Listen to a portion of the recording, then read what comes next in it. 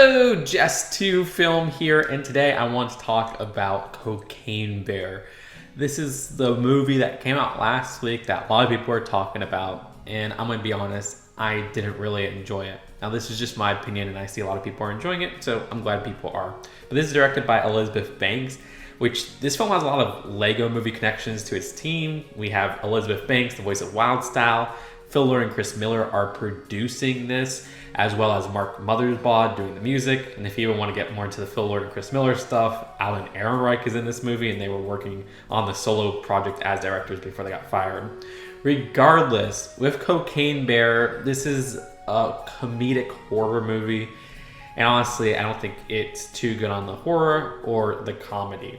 This is a 90-minute movie that feels like it's 2 hours long. It could definitely use better editing, not only in which scenes were used, but also with the placement of some of the scenes in the actual film. The film kind of feels like clickbait, where it'll start with something super interesting and then it just cuts to these really boring human characters and there's just not enough bear scenes. I also think that the editing lessens attention, where they'll have like an interesting scene and then cut to something that's so boring. I do think there's one really good scene that involves an ambulance, and that's all I'm going to say, and I think a lot of people are even agreeing, yeah, that's a pretty funny and creative scene.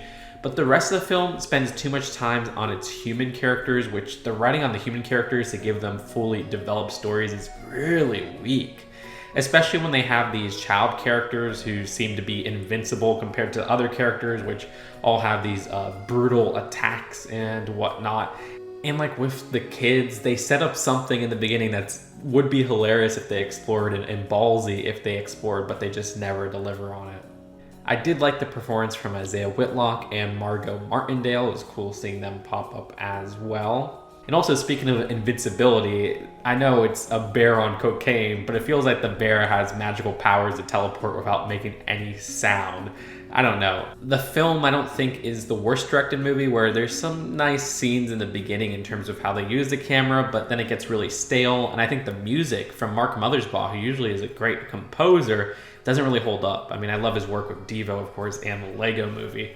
Regardless, I don't have too much else to say with Cocaine Bear. I'd rate this one a 3 out of 10. It reminds me a lot of Megan, where they have this trailer that a lot of people are talking about that has these clippable scenes, but then when you watch it, really using the trailer and the premise is what I can get from the film, not much else.